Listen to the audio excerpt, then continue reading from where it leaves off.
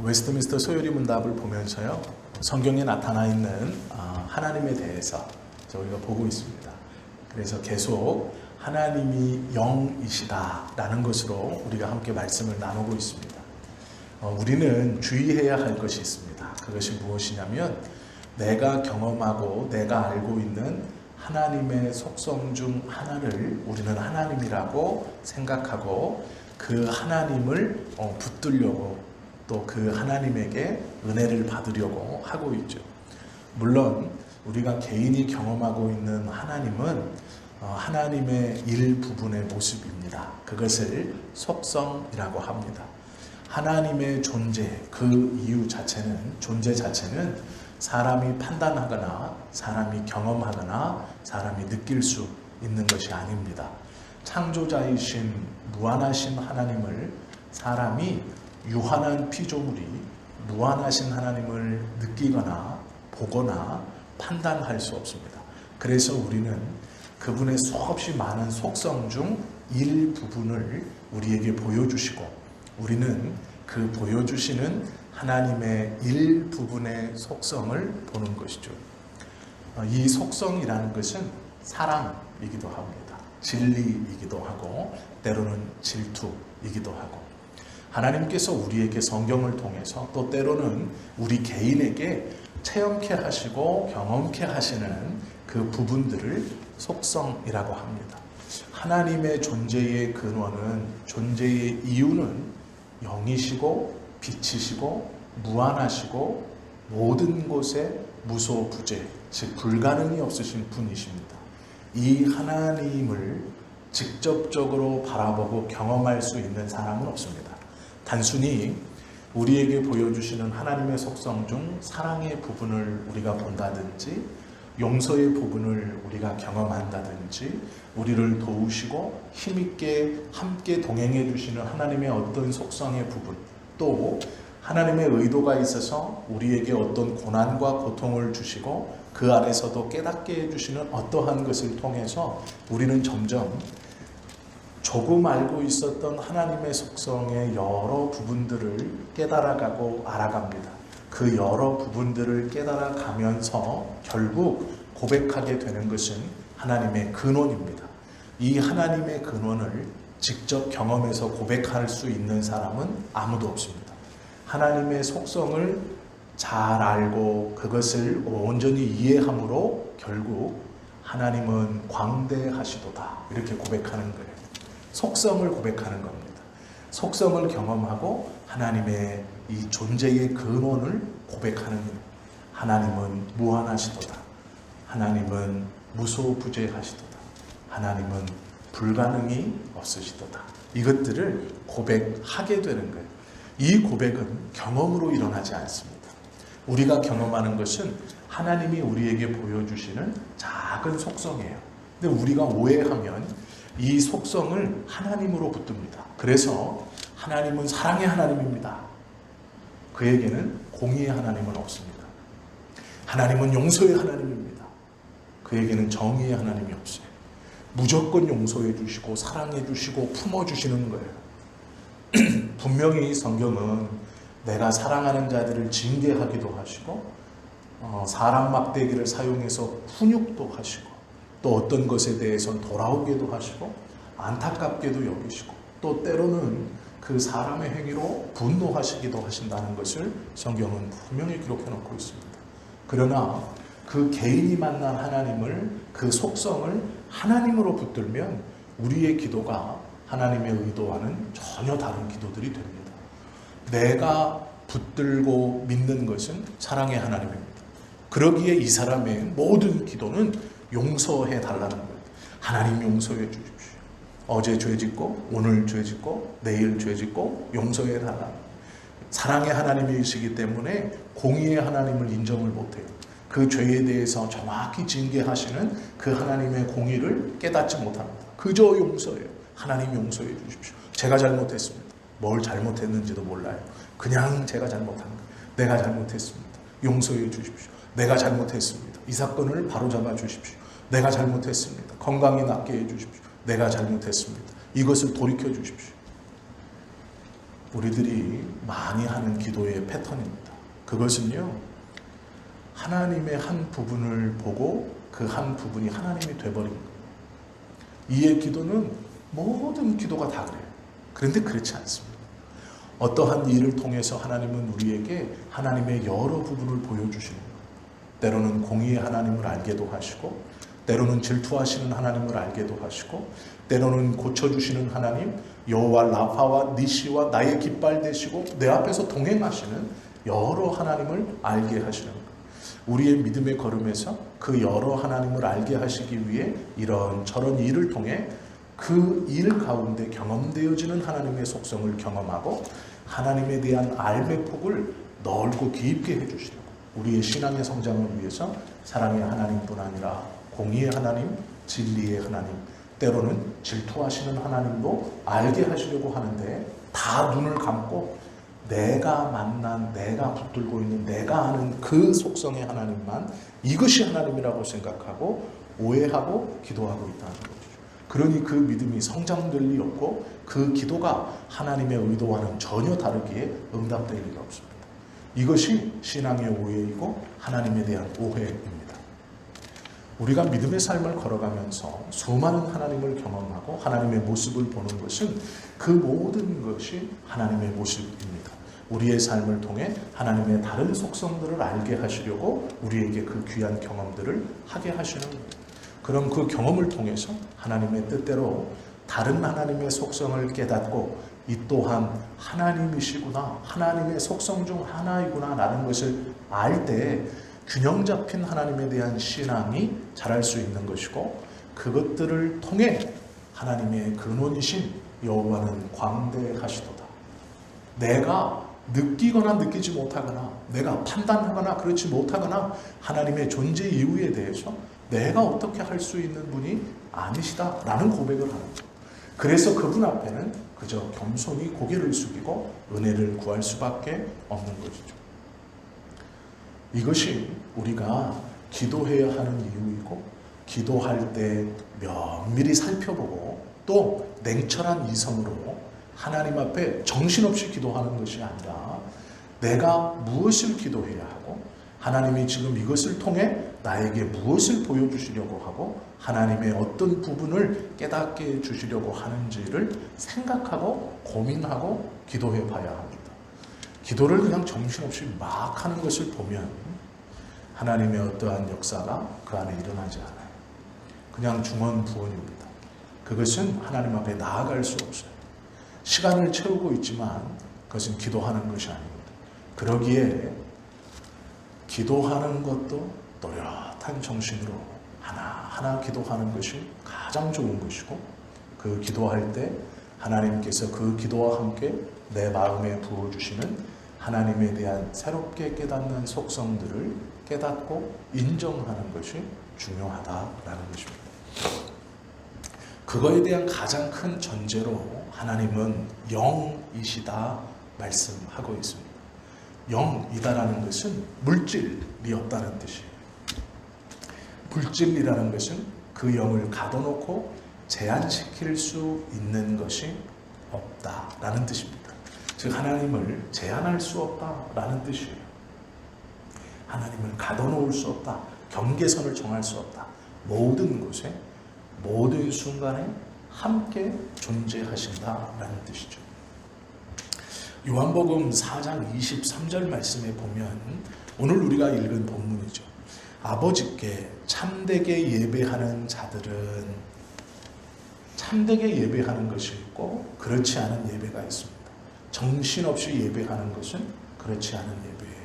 참되게 예배하는 자들은 영과 진리로 예배할 때가 오나니, 오고 있습니다.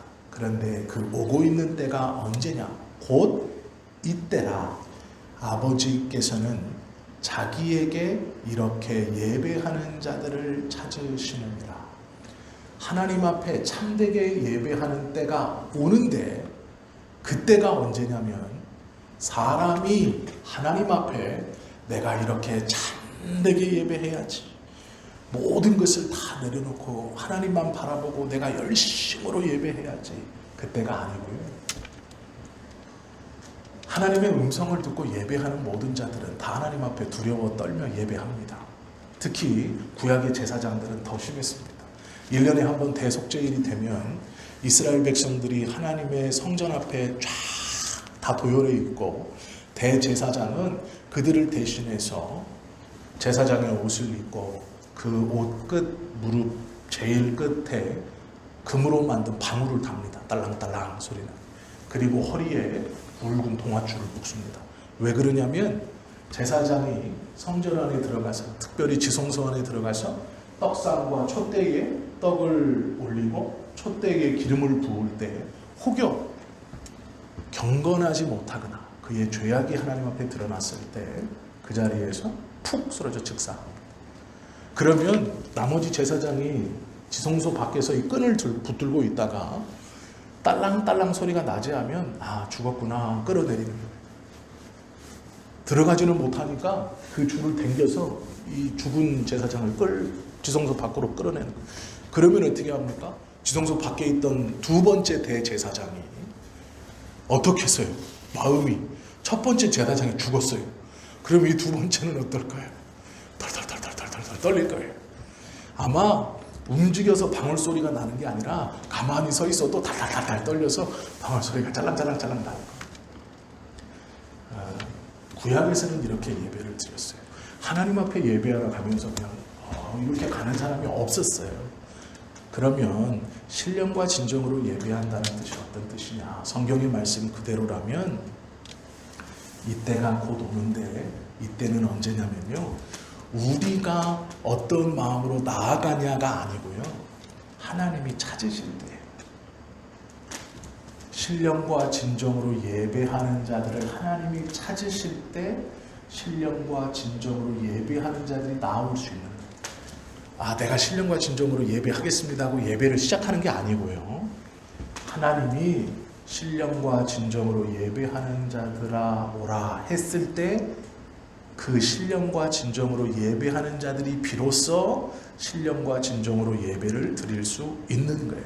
예배라는 것은요, 우리가 준비를 잘 해가지고 이렇게 탁 하는 것도 중요하죠. 맞습니다.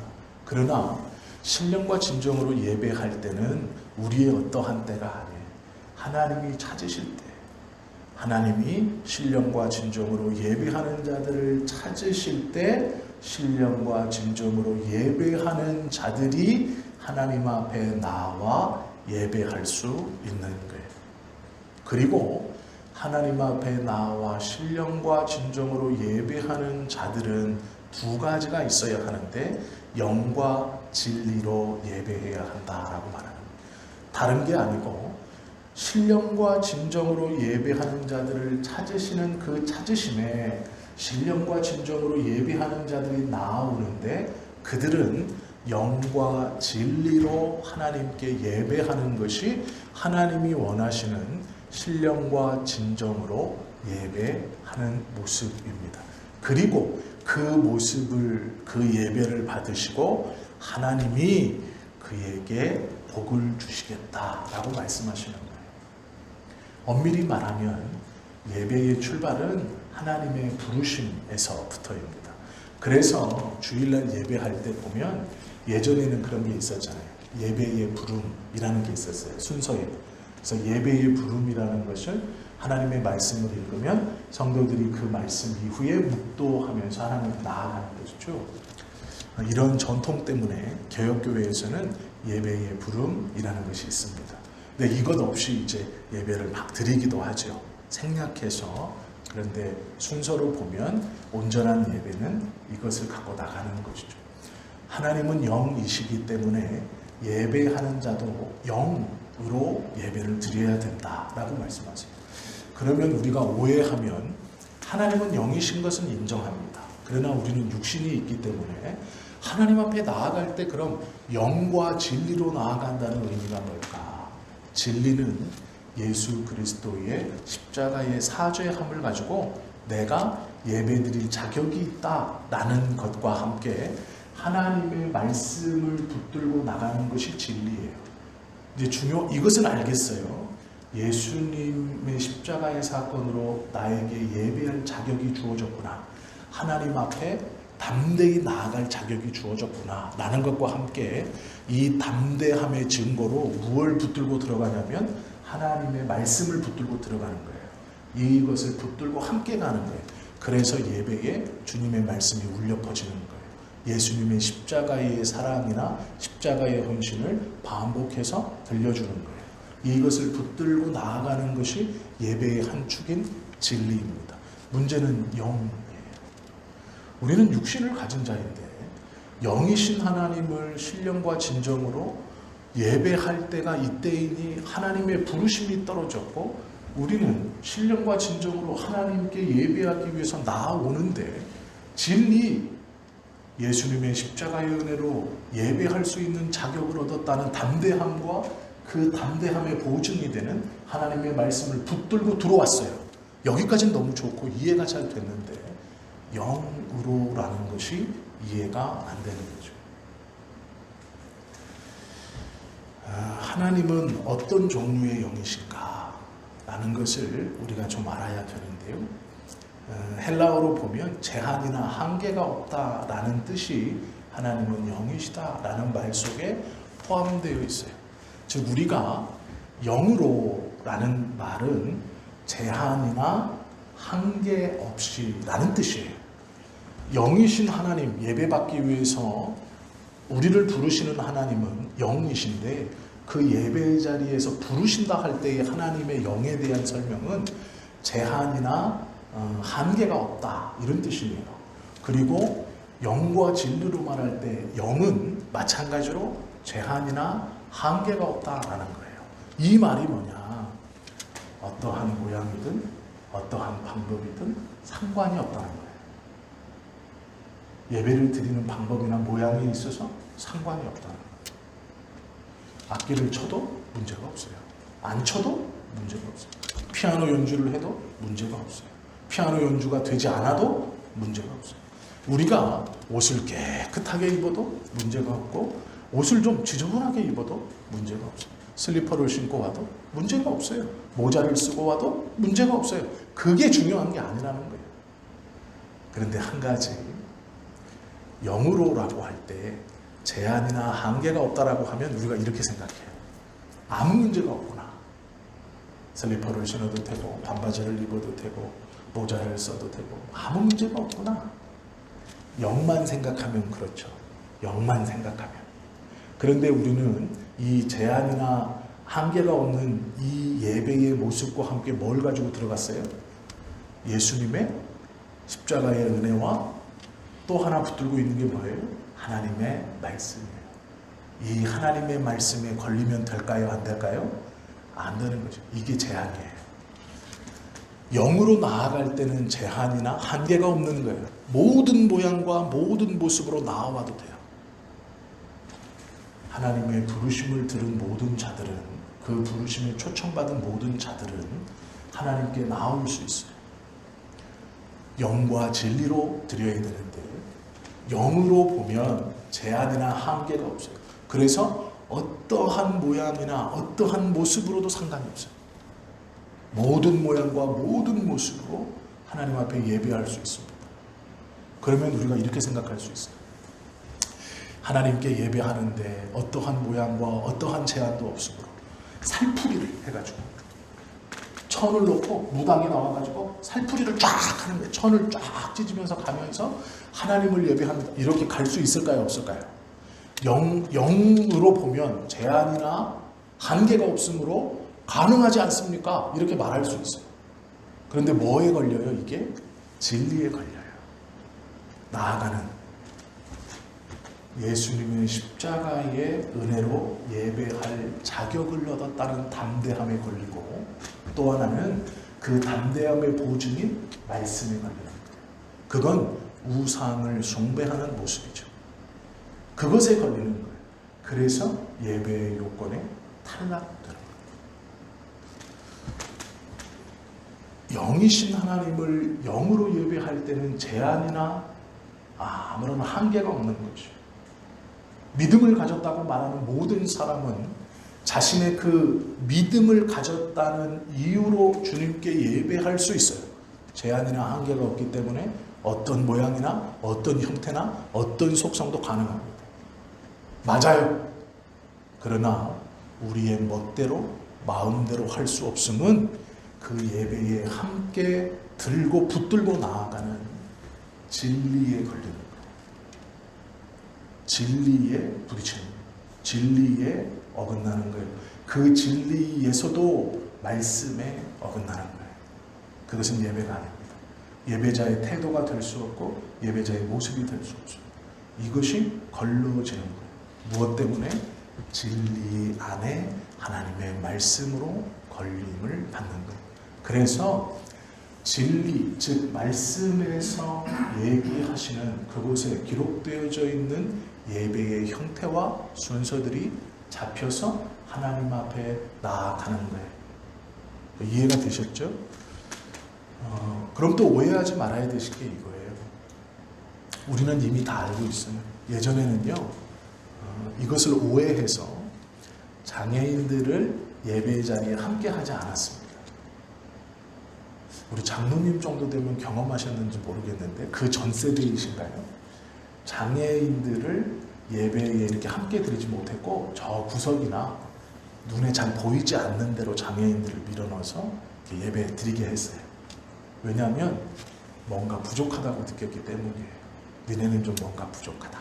그래서 구석에 몰아넣는 경우들이 있었습니다. 성도들은 그렇게 구별했는지 어떻는지는 모르지만 1990년 초반만 해도 장애가 있는 분들의 목사 안수를 주는 교단은 거의 없었습니다. 제가 98학번인데 98년도에 신학교에 갈 때 교수님들이 질문한 게 있어요. 몸에 문신이 있느냐 물어봤어요. 98년도에도. 혹시 형제님의 몸에 문신이 있으십니까? 왜 물어봤겠어요? 꺼림이 되는 거예요. 그리고 그때 당시 성결교회에서는 문신이 있는 사람에게 목사 안수를 안 줬어요. 문신을 지우게 했어요. 병원 가서 문신을 지워갖고 왔어요. 왜 그럴까요? 흠이라고 본 거예요. 그럼 장애가 있는 사람은요? 더 심했죠. 안수를 안 줬어요. 목사 안수를 받기 전에 장애가 있는 사람들을 걸러서 굉장히 심사숙고했어요. 면접도 심층적으로 하고 이 사람이 하는 사역이 분명할 때 장애가 있는 사람에게 안수를 줬는데요. 대부분 장애가 있는 사람들은 일반적인 교회를 섬기는 목회자를 삼지 않았고 특별히 어린이 사역이나 이런 좀 일반적인 이런 말도 웃기지만 그냥 많이 보이는 목회자들이 하지 않는 직분에 종사하는 사람들을 장애인들에게 안수를 줘서 그들을 섬기게 했어요. 그래서 어린이 전도협회나 이런 데 가면 장애인 목사들이 그렇게 많았습니다. 그 당시에 제 경험이에요. 그리고 제가 있었던 기성 기독교 대한 선결교회에서는 그렇게 안수를 줬어요. 우리 저기 아시는지 모르겠지만 제가 원래 서울신학대학원 다니다가 그만두고 장로교 쪽으로 넘어왔어요. 아시죠? 제가 학부는 선결교를 나왔습니다. 그래서 웨슬리 신앙을 알아요. 그리고 그쪽 문화를 잘 압니다. 왜냐하면 선결교에서 신앙생활을 했고 선결교 대학을 나왔고 대학원에 들어갔다가 필리핀에 가서 장로교 목사님들을 뵙고 거기서 칼빈의 기독교 강요를 설교하면서 신앙의 회의를 느끼고 구원관을 잘못되었구나라는 것을 깨닫고 한국에 와서 신학대학원을 다시 간 겁니다. 그래서 이제 장로교 쪽으로 오게 되었죠. 근데 감사하게도 전도사, 강도사, 목사를 다 장로교에서 했어요. 그렇기 때문에 다 알지는 못하지만 성결교에서 하던 그런 것들을 합니다. 장로교는 더 보수적이었습니다. 90년대 초에 장로교 목사님들의 장애가 있는데 목사 안수를 받았다는 것은 그가 이미 교회를 담당하고 있거나 아니면 여러 명의 목사님들이 보증을 섰어야 돼요. 이 사람은 목회를 잘할 겁니다라고 신원보증을 서야 안수를 주는 거예요. 그런데 일반 목사들은 한 명만 신원보증을 서면 돼요. 자기 교회 안수받기 직전에 섬기고 있는 담임 목사가 신원보증, 밀봉한 편지에 약 40-50가지의 설문조사와 이 사람이 안수를 받은 후에 어떠한 이단적인 설교를 하거나 사상을 전파하거나 교회를 해치면 그 책임을 같이 진다라는 서약이 있어요. 그래서 담임 목사님들이요, 자기가 조금 이제 죄송한 얘기지만 신뢰가 안 가는 부교육자가 안수 받을 때 되면 내보냈어요, 교회를. 성도님들은 당황스럽죠. 우리 전사님 왜 나갔어? 갑자기 우리 강도사님 왜 나갔어? 근데 이건 목사님이 추천서를 차마 못 쓰는 거예요. 내가 써줄 수 없다라고 판단했기 때문에 내보내는 거예요. 왜냐하면 그 추천서를 써줘야 이 사람이 안수를 받거든요. 한 명이. 그러니까 연대 책임인 거예요. 지금도 이건 마찬가지입니다. 지금도 강도사님이 안수를 받으려면 섬기고 있는 교회 목사님이 다 써주고요. 밀봉한 편지가 있어요. 이거는 이 사람도 못 뜯어보고 딱 해서 거기서 아예 밀봉 스티커를 줘요. 그래서 그 스티커가 훼손되면 무효가 되는 거예요. 거기에 맨 마지막에 연대 책임을 진다는 게 있어요. 이 사람이 이단적인 사상을 설파하면 연대 책임을 지겠습니다. 이런 게 있어요. 물론 뭐 그걸 썼다고 해서 이 사람은, 그러니까 당신, 왜냐하면 안수받은 직후에 어떻게 이단을 가르치겠어요. 교세가 커진 다음에 이제 이상하게 가는 거죠. 근데 그거를 미처 못 써주면 내보내는 거예요. 근데 성도님들한테 말할 수 없잖아요. 그러니까 성도님들이 의아한 거예요. 왜 나갔대? 우리 목사님은 왜 내보내지?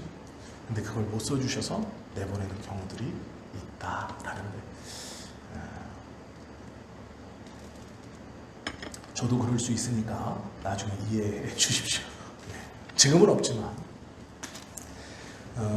우리가 예배하는 데 있어서 모든 것들을 할 수 있지만 그것에 걸리는 거예요. 이 진리에 걸리는 거예요. 진리에 걸리면 신령과 진정으로 예배하는 것이 되지 않죠. 그렇기 때문에 말씀에 유배되는 어떠한 형태나 모양을 가지고 하나님 앞에 나올 수 없다라는 거예요. 영에 걸리는 게 아니고 이 진리에 걸리는 거예요. 진리의 두 가지, 예수님의 십자가의 은혜로 예배할 담대함을 얻었다라는 것을 보증해주는 하나님의 말씀에 걸리기 때문에 그것은 예배의 모습이 아닌 거예요. 그래서 구도자 예배, 잘못된 말이에요. 믿지 않는 사람들을 위한 예배는 없어요. 예배는 하나님께 드리는 거지 믿지 않는 사람들을 어떻게 하는 예배, 그거는 예배가 아니에요. 그냥 파티라고 부르면 돼요. 그분들을 위해서 예배가 이런 것이다라고 소개해 준다라는 것이면 돼요. 그냥 교회에 초청해서 어떤 행사를 하면 되는 거예요. 거기에 그들에 대한 예배를 붙이는 것은 잘못된 것이다. 영으로 잘못된 게 아니고 진리에 걸리는 거예요. 하나님이 영이시면 제한이나 한계가 없는 분이라는 뜻이에요. 그렇다면 어떤 모양이 있느냐? 영이시면 제한이나 한계가 없기 때문에 모든 곳에 동시에 존재하시는 거예요. 이거는 악인들에게는 두려움이고 저주입니다. 왜냐하면 숨을 곳이 없다라는 뜻이기 때문이에요. 하나님이 영이시다라는 말은 악인들에게 저주스러운 말이에요. 자신들의 악행을 보고 계신다는 뜻이고 하나님의 눈을 피해 숨을 곳이 없다라는 뜻이기 때문에 그래요. 반대로 말하면 하나님의 백성들에게는 위로입니다. 나의 모든 상황과 모든 순간에 하나님이 함께 계시다라는 확신이기 때문에 악인들에게는 두려움이며 저주이지만 하나님의 자녀들에게는 위로이며 희망이에요. 하나님이 영이시다라는 말이 우리에게는 위로이며 희망이다라는, 모든 것에 동행하시고 모든 것을 알고 계시고 나의 모든 것을 함께 하신다라는 뜻이기 때문에 우리에게 하나님이 영이시다, 제한이 없고 한계가 없다라는 이 말씀은 희망이고 위로이고 소망입니다. 악인들에게는 절망이고 저주예요. 이것이 다른 것이죠.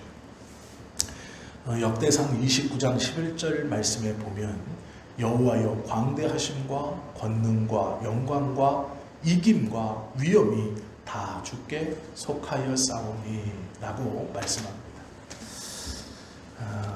광대하심, 권능, 영광, 이김, 위엄 다 주님께 있습니다. 왜요? 제한이 없으시고 한계가 없으신 영이신 하나님이기 때문에 이렇다라는 거예요. 이렇게 고백하는 것은 어떠한 것의 결과라고요? 하나님의 속성을 제대로 알고 그 속성을 통해서 하나님의 광대하심, 하나님의 권능, 영광, 이김, 위엄을 본 거예요. 그리고 고백하는 것이요.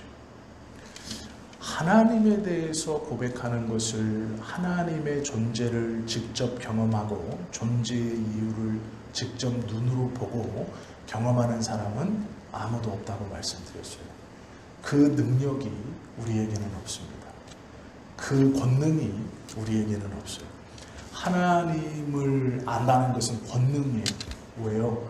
하나님보다 높은 존재만이 하나님을 알 수 있기 때문에 그것을 권능이라고 하는 거예요. 우리는요, 하나님을 알 수 있는 능이 없어요. 그렇기 때문에 보여주시는 것대로 아는 것뿐이에요. 보여주시는 대로 하나님을 알아가는 것뿐인데 하나님은 하나님을 직접 우리에게 보여주시지 않아요. 왜 그러냐면 감당할 수 없기 때문이에요. 비유하자면 하나님의 영광에 우리는 녹아내려 없어질 거예요. 우리의 그릇으로 그 영광을 감당할 수 없어요. 우리의 영으로 그 빛 앞에 우리는 사라지는 것뿐이에요. 존재가 소멸될 겁니다. 그래서 당신이 아니라 당신의 속성을 보여주세요. 그 속성도 하나하나씩 보여주세요. 사랑의 하나님을 알게 하셨다면 공의의 하나님을 알게 하시고 질서의 하나님을 알게 하세요. 또한 징계하시는 하나님을 알게 하시고 질투하시는 하나님을 알게도 하세요. 하나님께서 우리에게 보여주시는 여러 가지 속성들을 우리가 하나님이 보여주시는 그대로 받고 그 모든 것을 인정하면 결국 하나님의 존재를 어렴풋이 고백하게 돼요. 하나님은 광대하시도다. 하나님은 무한하시도다. 하나님은 영이시며 빛이시다.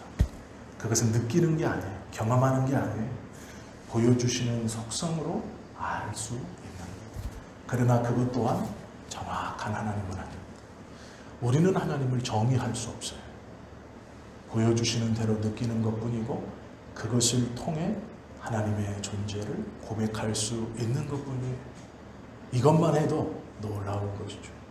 신령과 진정으로 예배하는 자가 어렴풋이 느낄 수 있는 하나님의 존재입니다.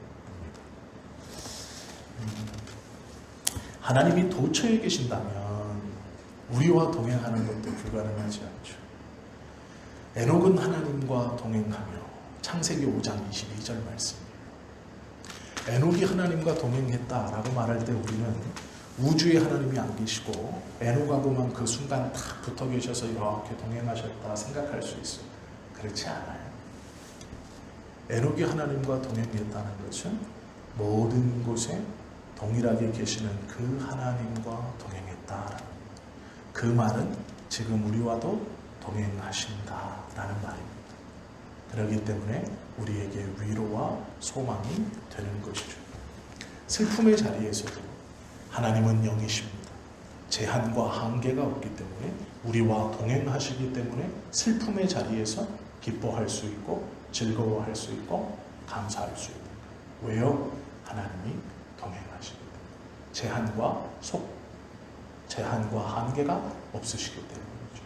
모든 곳에 함께 있기 때문에 우리는 항상 기도할 수 있는, 범사에 감사할 수 있는, 같이 계시기 때문에 이 하나님이 영이시다라는 말이 하나님의 존재에 대해서 우리에게 알게 해주시는 이것을 이해하지 못함으로 낙심하고 슬퍼하고 절망하는 거예요.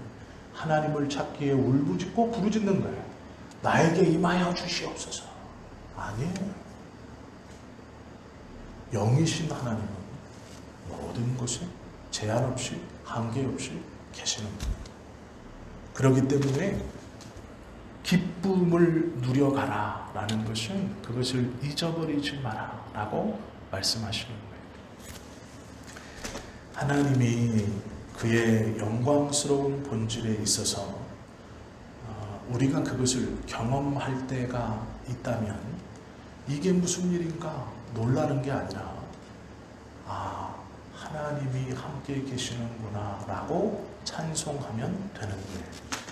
이게 무슨 말이냐면요, 엘리야가 어느 날 신비한 경험을 해요.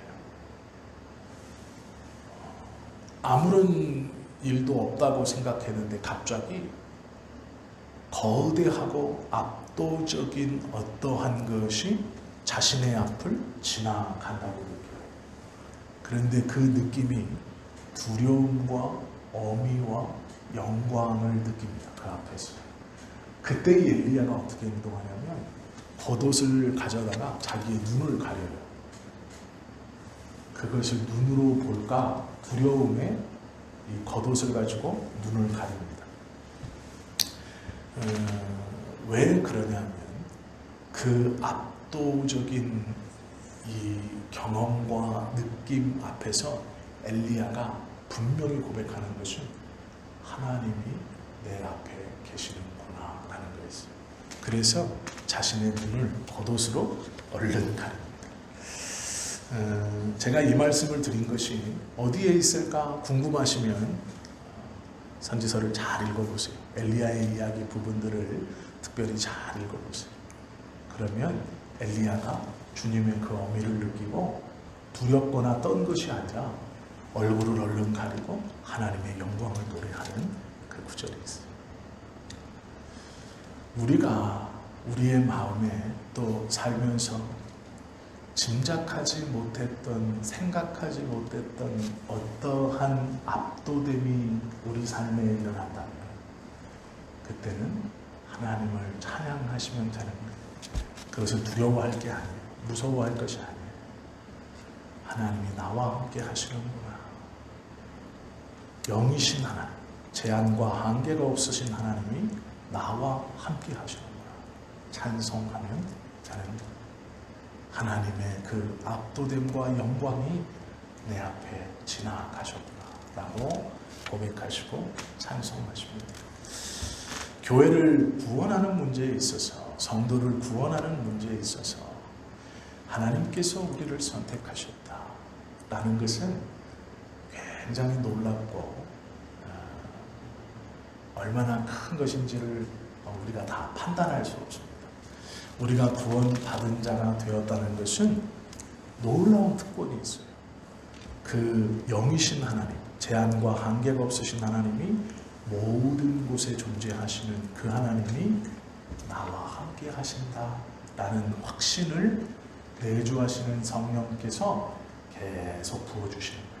그 하나님이 나와 함께 하신다는 확신을 성령이 계속 깨닫게 해주시는 거예요. 이 성령은 말씀과 함께 역사함으로 우리가 하나님의 말씀을 나누고 듣고 읽고 읊조릴 때 그 성령의 운동하심과 깨닫게 하심은 더욱더 강해져서 함께 하시는 하나님을 더욱더 잘 느낄 수 있는 거예요. 경험할 수 있는 거예요. 이것이 말씀을 경험하는 삶입니다. 기도에서 병 낫게 하는 게 말씀을 경험하는 게 아니에요. 이것이 주님의 말씀을 경험하는 삶이에요. 하나님의 음성을 듣는 법. 누구누구야 2시에 밥 먹었냐, 4시까지 운동해라. 이게 하나님의 음성을 듣는 게 아니에요. 오른쪽으로 가면 좋은 일이 있을 거다. 이게 하나님의 음성을 듣는 게 아니에요. 주님의 음성을 듣는다는 건 말씀을 함께 나누고 그것을 통해서 내주하시는 성령이 하나님의 존재에 대한 확신, 나와 함께 하시고 나와 동행하신다는 확신을 주시는 것, 그것이 주님의 음성을 듣는 거예요. 그 음성을 듣고 살아가는 자는 당당한 걸음을 걸을 수 있습니다. 모든 것에 하나님의 동행과 도우심이 있기에 부끄럽지 않을 수 있습니다. 이것이 말씀과 함께하는 삶이지. 하나님 오른쪽으로 갈까요? 김치찌개를 먹을까요? 된장찌개를 아니에요. 햄버거 먹어도 돼요. 계속만 안 먹으면 괜찮아요. 어떤 거 드셔도 돼요. 아무 상관없어요. 그것과 하나님과 동행 가는 아무 문제 없습니다. 조금 더 다 이제 받아들이실 수 있을 거라고 생각합니다. 술도 마셔도 돼요. 그것과 하나님과 동행 아무 문제 없어요. 정 속상하시면 소주 따라 놓고 마시세요. 괜찮아요. 우리가 그렇게 할 수 없으면 그것이 하나님의 뜻 안에서 나의 슬픔의 원리를 깨닫고 이 슬픔을 통해 나에게 알게 하시려는 그 하나님의 뜻이 아님을 알기 때문에 그렇게 안 해야 되는 거예요. 근데 모르는 사람은 해도 돼요. 아는 사람은 그렇게 안 해야 된다는 것을 알죠. 왜요? 그것으로 이 슬픔의 근원을 깨달을 수 없어요. 하나님이 나에게 이러한 것들을 주시는 이유를 말씀을 통해서가 아니면 깨달을 수 없어요. 기도를 통해서가 아니면 알아갈 수 없어요. 확신할 수 없어요. 그렇기 때문에 안 하는 거지. 술 마시는 것 자체로 뭐가 큰 문제가 생기고 뭐가 막 신앙이 어떻게 되는 것처럼 아닙니다. 소용이 없기 때문에 안 하는 거예요. 유익이 되지 않기 때문에 안 하는 거예요. 그것이 무엇 자체로 아니에요. 그렇지 않습니다. 예수님도 포도주를 많이 드셨어요. 그런데 그 행위가 아니에요. 누구와 함께 먹고 마셨느냐가 중요해요. 가난한 사람들, 어려운 사람들, 그들과 함께 먹고 마시기를 즐겨하면서 그들에게 하나님의 나라를 전파하고 그들이 그 하나님의 나라를 받아들여 마음에 평강이 있고 기쁨이 있는 그 자리가 예수님에게는 잔치 자리였기 때문에 같이 먹고 마시며 그 잔치에서 기뻐하신 거예요. 그 기쁨을 알지 못하는 사람들은 예수님을 정죄하고 포도주를 즐긴다. 포도주가 문제가 아니에요. 그 자리가 잔치의 자리고 기쁨의 자리고 영혼이 구원되어 하나님 앞에 돌아온 자리예요. 그것 때문에 이 땅에 오신 예수님께서 가장 기쁘시고 가장 즐겁고 가장 행복한 순간이에요. 그때의 매개체가 그 당시에 나눌 수 있는 포도주인 것뿐이에요.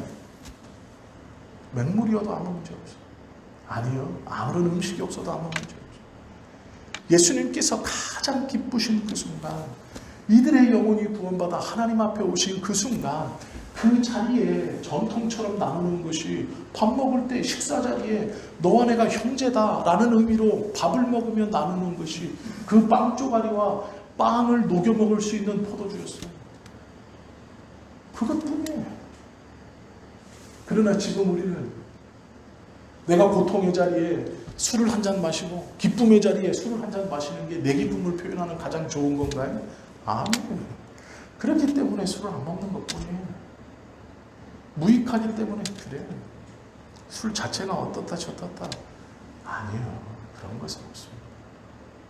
그것에서 자유로우실 수 있어야 돼요. 이 정도 수준이 되면 그것 때문에 하나님의 말씀과 진리가 걸림돌이 되지 않고 방해가 되죠. 내가 그리스도 안에서 모든 것이 가하나 모든 것을 하지 않으면 먼저 믿은 나를 통해 늦게 믿은 저들이 쉬어 믿을까 하노라.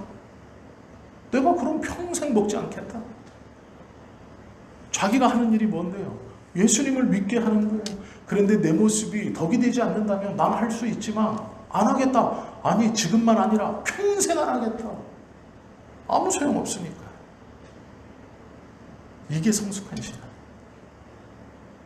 하나님이 영이시기 때문에 우리와 함께 한다라는 것은 우리의 모든 순간 주님이 기쁨의 순간도 마찬가지고 우리가 환난과 어려움이 있을 때도 성경에서 우리를 보고 기뻐하라 감사하라 라고 말하는 건 그 순간 하나님이 함께 하시기 때문에 분명히 하나님의 의도가 있기 때문에 하나님의 속성 중 다른 하나님의 속성을 우리에게 보여주시고 우리의 믿음을 성장시키시고 우리의 신앙을 확장시키시기 위함이에요.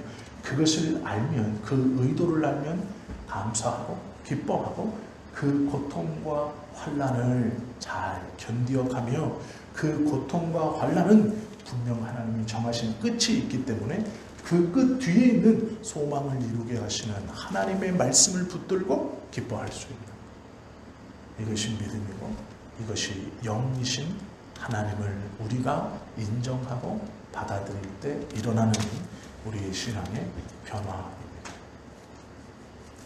하나님은 하나님의 방식대로 우리에게 일하실 거예요. 우리는 우리의 방식을 고집하는 게 아닙니다.